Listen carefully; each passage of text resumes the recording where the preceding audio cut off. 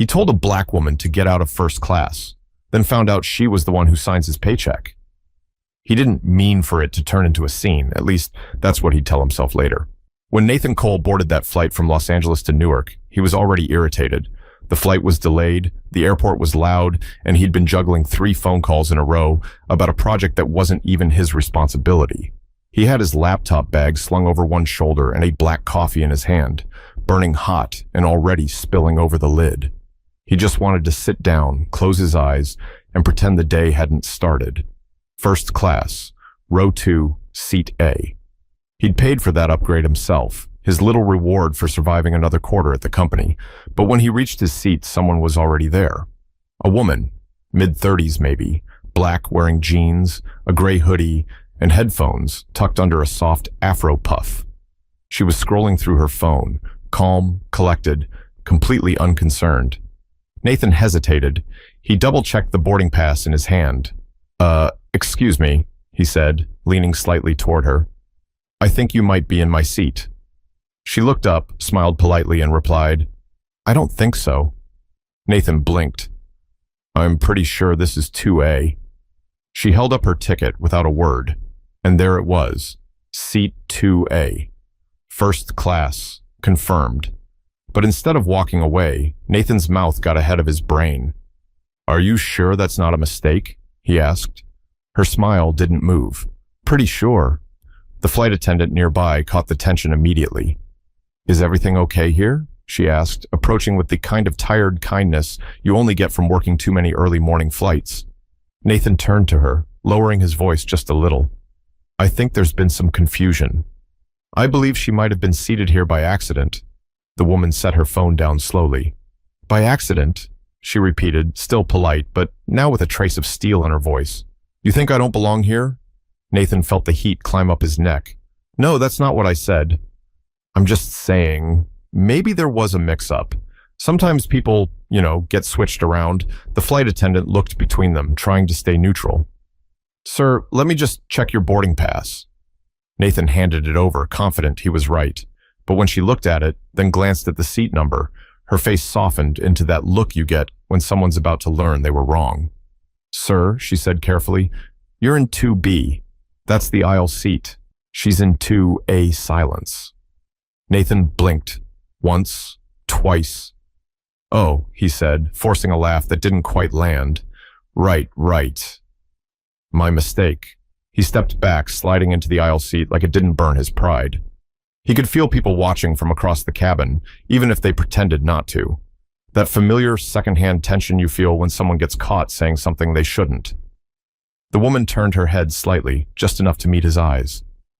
Don't worry, she said softly. It happens all the time. She went back to scrolling through her phone, and that, somehow, stung worse than anything else she could have said. Nathan didn't reply. He just adjusted his seatbelt, stared straight ahead, and prayed for takeoff to come fast.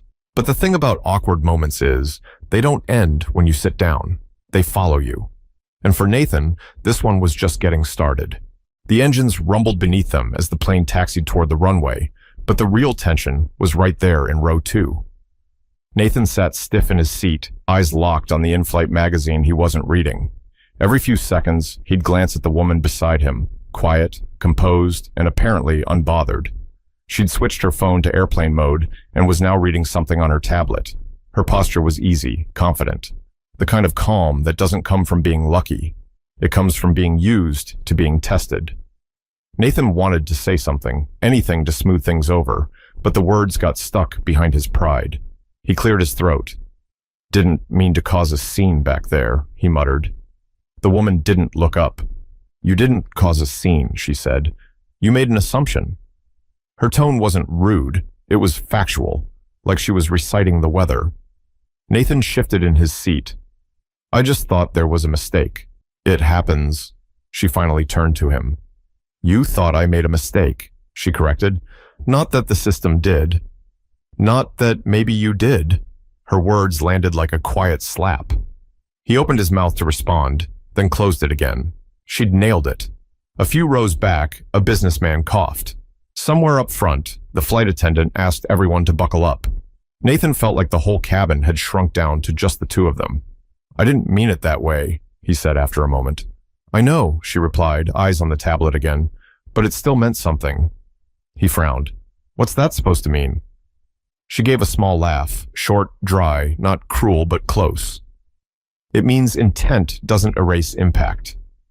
That phrase hung in the air. Intent doesn't erase impact. He'd heard it before, maybe at one of those corporate diversity seminars he'd half listened to while checking his email. But hearing it now, on this plane, from the woman he'd misjudged, hit different. He turned toward the window, pretending to watch the plane line up for takeoff. The reflection of her face flickered faintly in the glass. She looked tired, but not in the way people get from lack of sleep. It was a deeper kind of tired, the kind that comes from being questioned one too many times. The captain's voice crackled through the speaker, cheerful and detached. "Flight attendants, please prepare for takeoff." Nathan leaned back, fastening his seatbelt tighter than necessary.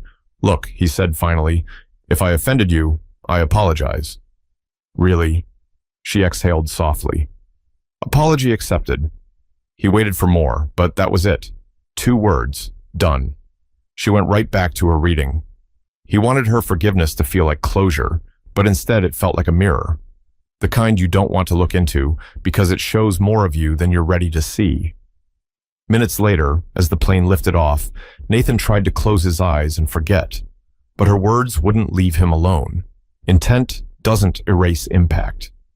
But it's funny how the universe has a way of circling back, especially when you think you've already learned your lesson.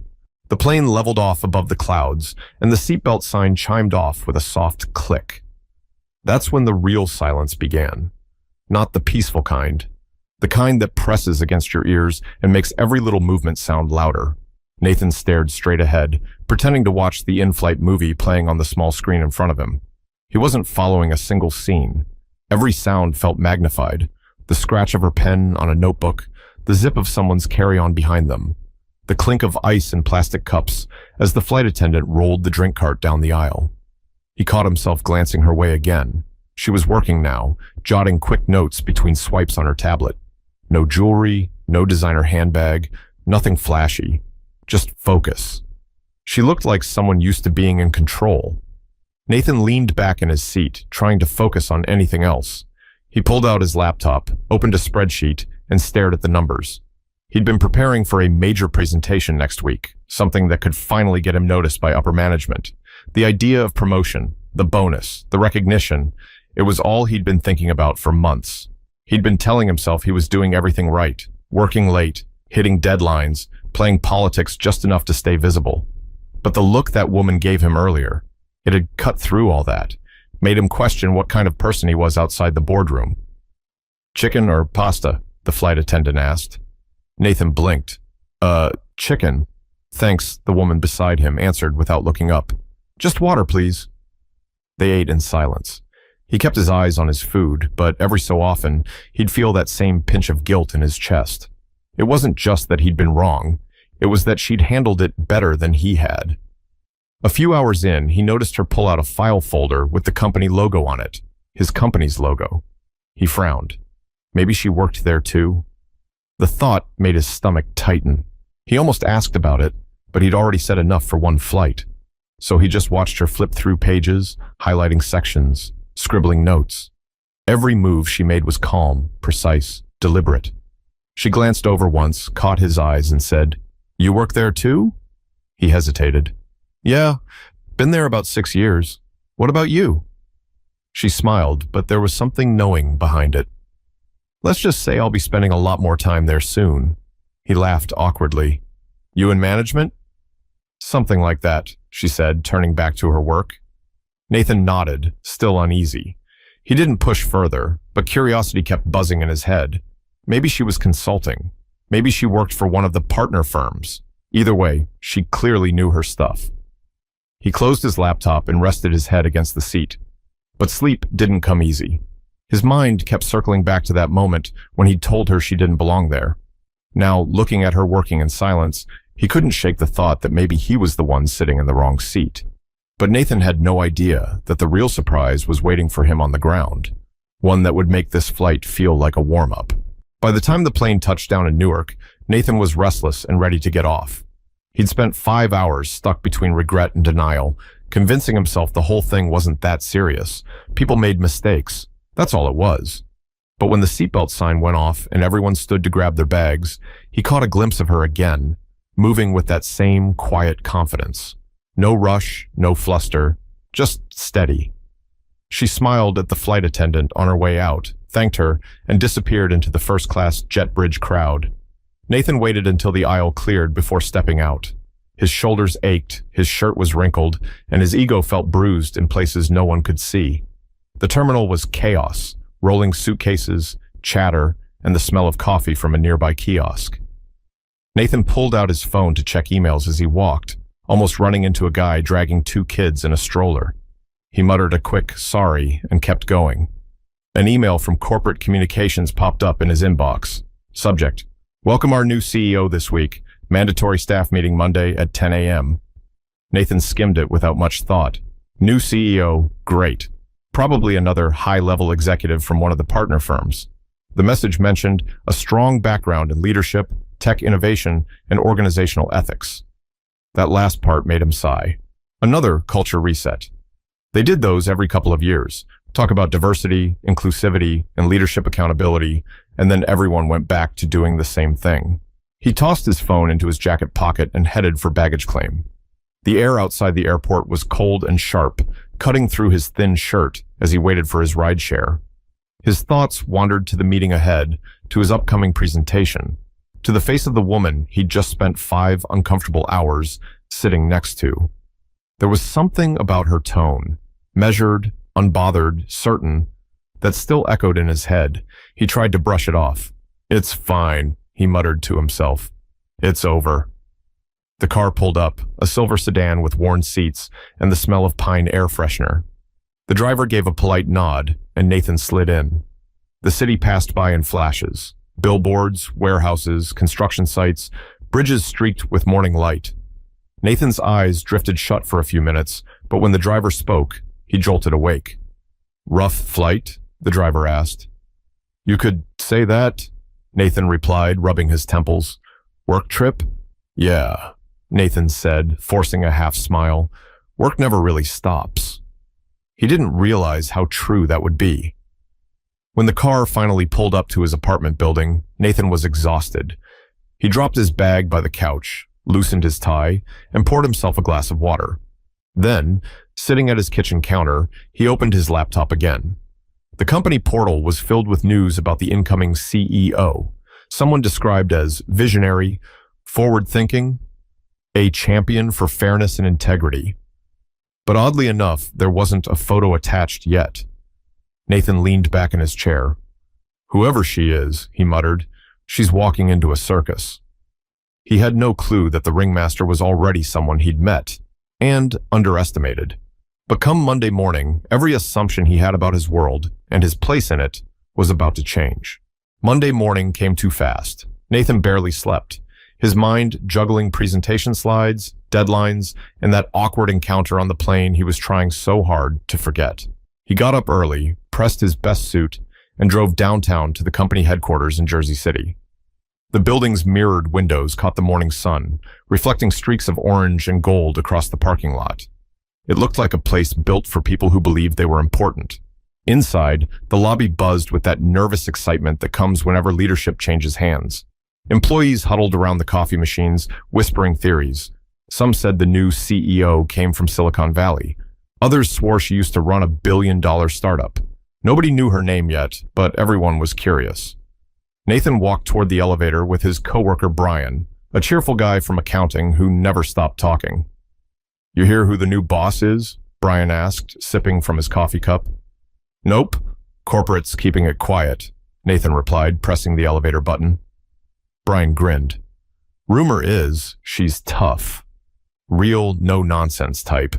The kind who can smell excuses from across the room. Nathan chuckled. Great. Just what we need. When they stepped into the conference hall, the air was thick with anticipation. Dozens of employees filled the rows, all facing the stage where a large projector screen displayed the company's logo and the words, "Welcome, our new CEO." Nathan took a seat near the front, smoothing his tie. He glanced at his notes for the presentation he'd be giving later that week. He needed this to go perfectly. A good impression could put him in line for that director position he'd been chasing. A communications manager took the stage. "Good morning, everyone," she said brightly. "Thank you for joining us. Today, we officially welcome the next chapter of leadership for our company. Please give a warm round of applause for our new Chief Executive Officer." Nathan leaned forward. "Miss Danielle Rhodes." The applause started, but Nathan didn't move. His heart stopped mid-beat. That name. Then she walked out, calm, graceful, dressed in a dark navy suit that said confidence without needing to shout it. The same woman from the plane. The same woman he'd told didn't belong in first class. Nathan's hands went cold, his jaw clenched before he even realized it. He tried to keep his face neutral, but his mind was spinning. She smiled as the room applauded, scanning the audience before speaking into the microphone. "Thank you," she said, her voice steady and clear.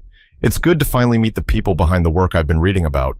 Nathan sat frozen. She had the same calm composure, that same tone that had cut through him on the plane. But now it carried authority. Danielle continued, talking about growth, innovation, and change. But every so often, her eyes flicked across the crowd, and once they landed on him. Just for a second. Long enough for him to know she remembered. Brian leaned toward him and whispered, "Man, she's impressive, huh?" Nathan swallowed hard. "Yeah," he said quietly. "You could say that." As she wrapped up her speech, she said something that hit Nathan straight in the gut. "Respect isn't just about who's sitting in the big chair," she said. "It's about how you treat people when you think no one's watching." Applause filled the room again, but Nathan couldn't hear any of it. That line was meant for everyone, but it felt like a spotlight aimed directly at him. He tried to keep his head down, but when she stepped off the stage, she glanced his way again, this time with a small, almost knowing smile. But this wasn't over. Not yet. Because a few hours later, an email would land in Nathan's inbox that would make his stomach drop even further. Nathan spent the next few hours trying to keep his head down. Every conversation around the office was about her. Danielle Rhodes, the new CEO who'd somehow managed to make a corporate meeting feel like a wake-up call. He told himself she probably didn't remember him. She must meet hundreds of people every week, but deep down, he knew better. The way she'd looked at him from the stage, calm, direct, almost deliberate, had burned through every excuse he'd been building since that flight. By lunchtime, he was buried in spreadsheets, trying to focus, when his email pinged. Subject, meeting request, 2 p.m. From Danielle Rhodes, CEO office. Nathan's throat went dry. He opened it, half expecting it to be some automated welcome session. But no. It was personal. "Nathan, please stop by my office at 2 o'clock. I'd like to discuss your upcoming project presentation. DR." He read it twice, then a third time, hoping he was imagining things. But no. It was real. Brian passed by his desk, slapping him on the shoulder. "Hey man, you got pulled into the big leagues already?" "That's fast." "Yeah," Nathan said quietly. "Something like that." The next hour crawled by. He tried to look composed, typing aimlessly, clicking between tabs, but his pulse was hammering. At 1:59, he stood outside her glass office door, smoothing his tie one last time before knocking. "Come in," her voice called. He stepped inside. Her office was sleek, but not showy. Large windows overlooking the city, a few plants by the corner, a framed quote on the wall that read, "Power is how you use your influence, not how loud you speak." She was sitting behind her desk, reading a document. When she looked up, her eyes met his, and for a moment, it felt like that flight all over again. "Mr. Cole," she said, standing and offering a handshake. "Glad you could make it." "Of course," he replied, his voice a little too quick. "Congratulations on the new role." "Thank you," she said with a faint smile. "Please have a seat." He sat across from her, the air thick with unspoken history. "I've reviewed your project proposal," she began, tapping a folder on her desk. "Impressive numbers, strong strategy." Nathan nodded, trying to keep his breathing steady. "Thank you. I've been leading that initiative for the last few months." She smiled again, that same composed, knowing smile she had on the plane. "I remember. You mentioned something about your company while we were flying." His stomach tightened. "Right. I didn't realize, well, I didn't know that I'd end up sitting in this chair," she finished for him. He exhaled. Something like that. She leaned back slightly. I figured as much. You seemed surprised. He looked down at his hands. Yeah, I owe you another apology for that day. What I said, how I acted, it was wrong. I made assumptions. Danielle studied him for a moment, her tone softening.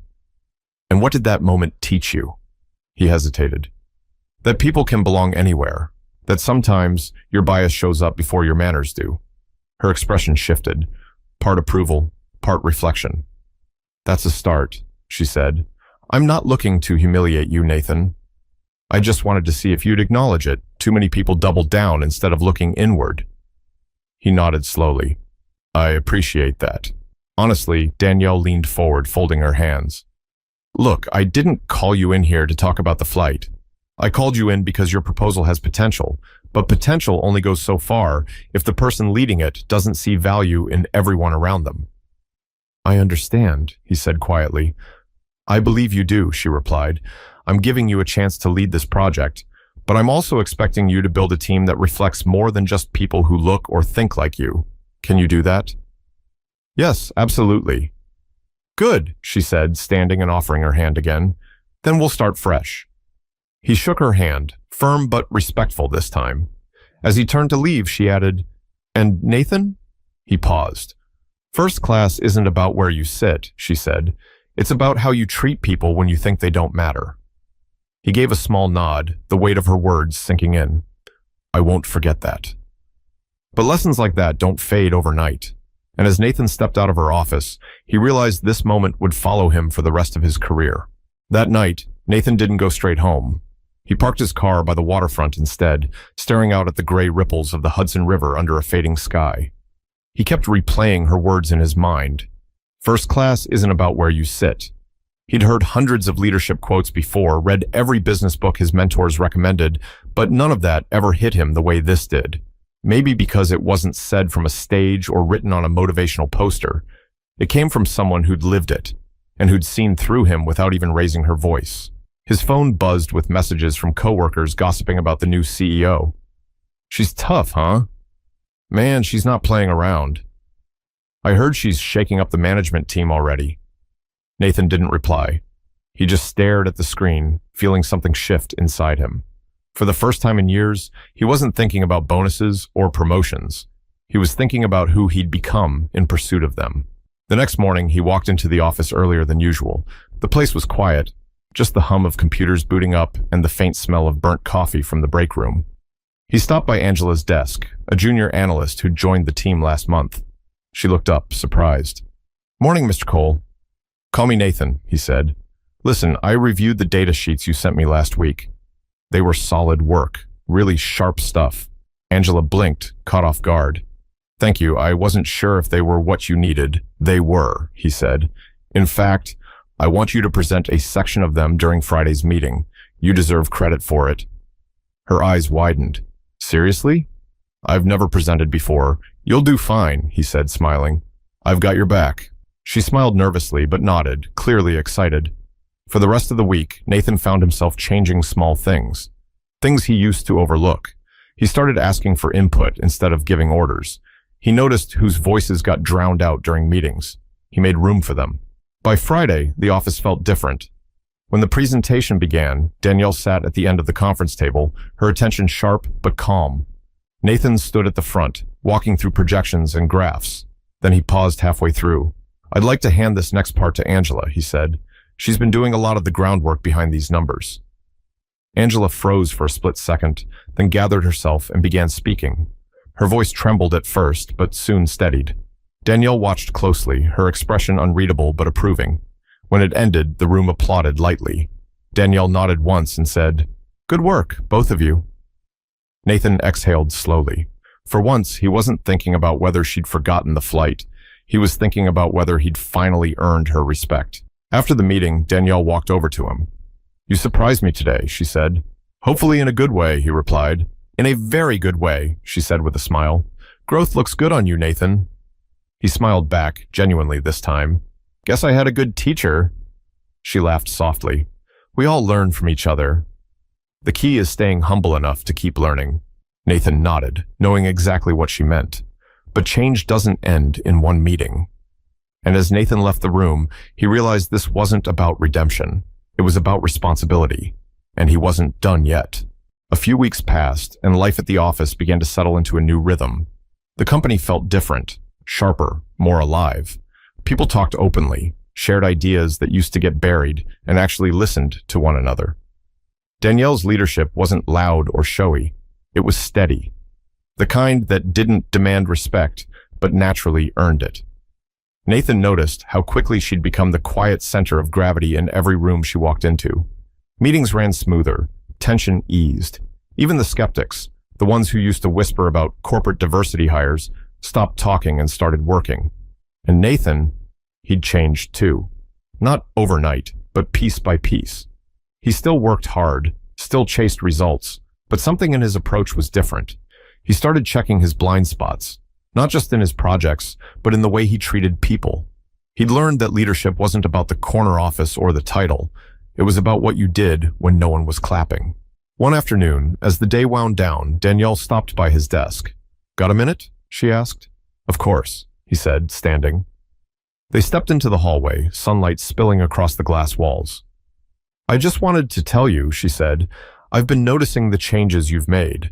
The way you're managing your team. That's real growth, Nathan." He smiled modestly. "I had to face some things about myself. That flight, it opened my eyes." She tilted her head slightly.